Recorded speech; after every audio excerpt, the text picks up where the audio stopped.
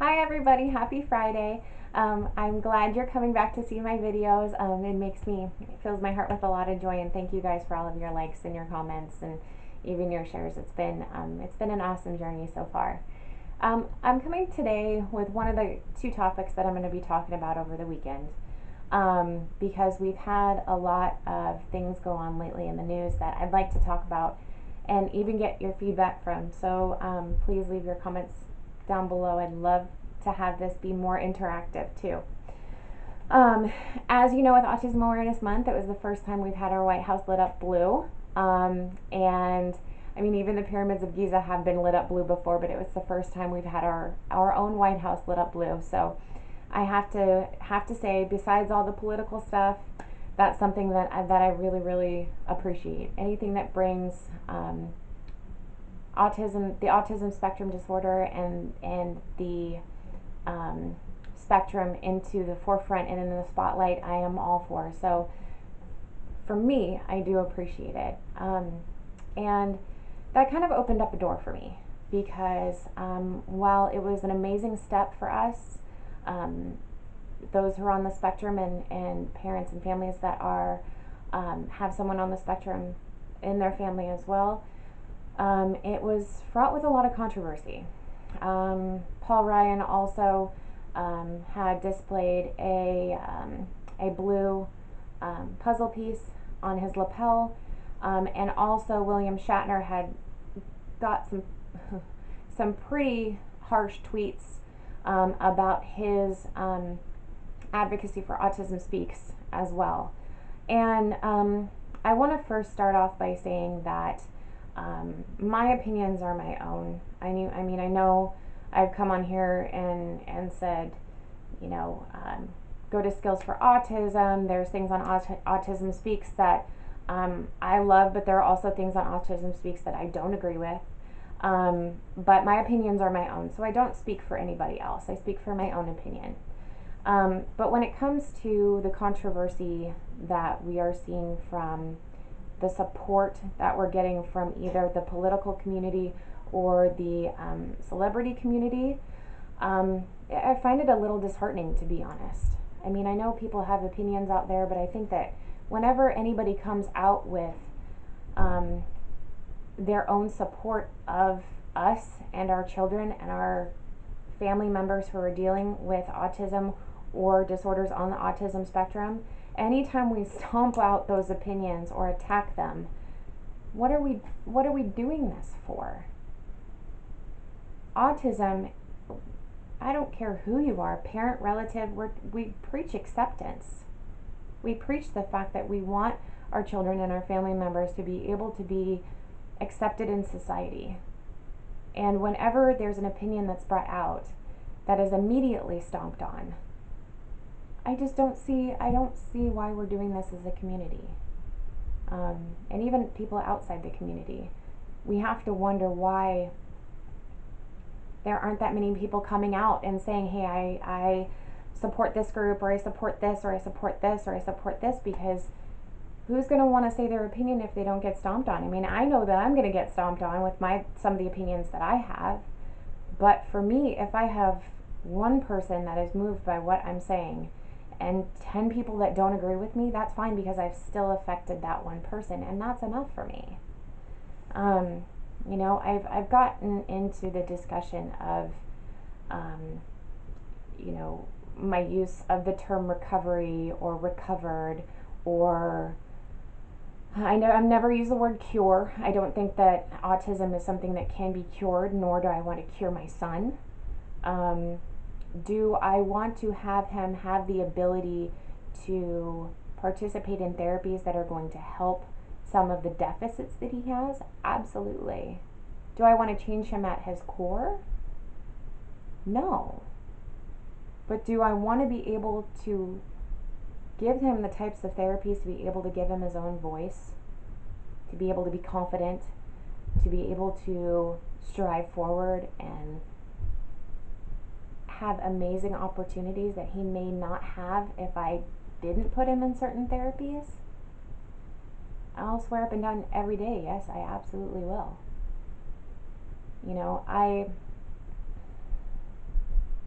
I look at the term recovery as taking a deficit or something that someone's struggling with and applying certain techniques and certain redirections or tools to be able to strengthen those deficits. So when I say recovery, I don't mean cure. I say these are little bits in the whole plan for an ultimate goal of my son being happy. You know, not a lot of people, there's, some in any community that are going to say, what I'm doing and the therapies that I'm taking my son to aren't helping him and embracing his autism. I love my son, and I don't define him by his autism, but I want to help him. I want to help him have the voice that can tell me later that he doesn't want to do his therapies anymore. I want to help him have the social skills to be able to feel comfortable in public. Because you know what? For everything that I have, I would say I would change society as a whole like that. I would do anything I could to change society's view of some of the social deficits that happen with my son. I would love that. But to be able to see my son grow as much as he has and be happy and know that the therapies that I have him going through now are working and helping him accomplish deficits that we had a year ago, I wouldn't change it for anything. It brings up, it brings up a story for me I think it was for Bailey this was back when she was in first grade. She's always been my little free spirit, and she's always been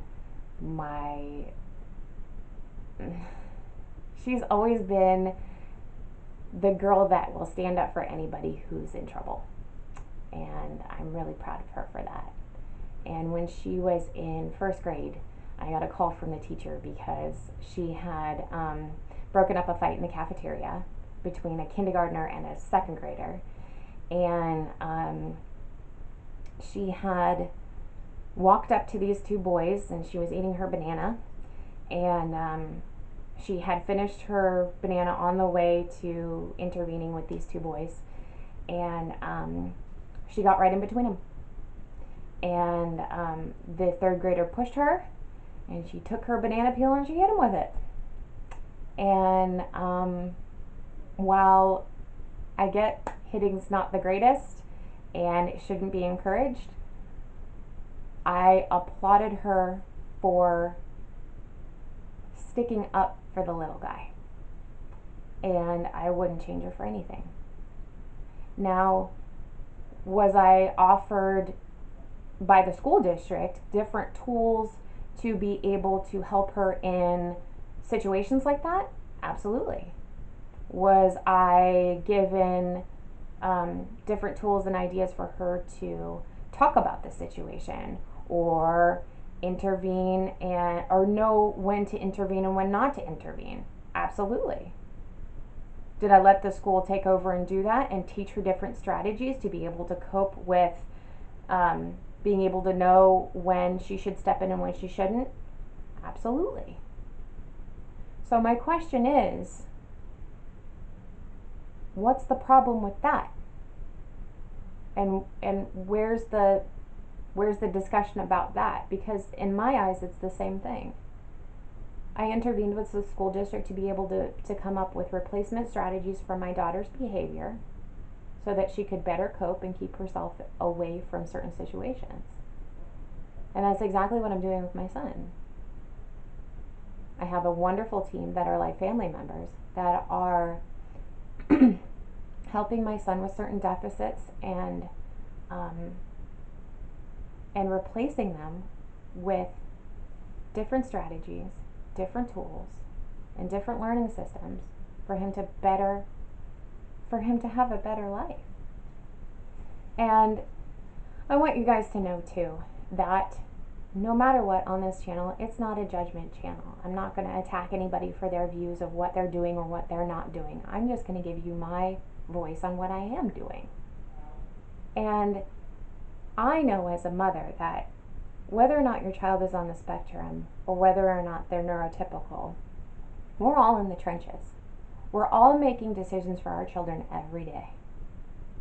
And who are we to judge who makes the right decisions for somebody else's kid? We make the decisions for our children. We make the decisions for what we feel is right.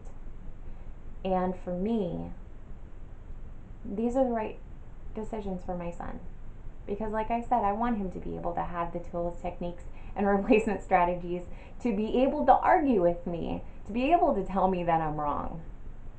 You know, and that's fine to me. I will praise the day that my son argues with me. But I want him to have the ability to say, hey, this isn't working for me anymore. Or hey, thank you for getting involved so soon. Because without it, I don't think I'd be able to do that. I don't think I'd be able to teach that. You know, and not to say that anybody who hasn't gone down this road has done anything wrong. Like I said, I'm not here to judge. I'm just here to say what has worked for me. And through the therapies that we've gone through, my son is happy.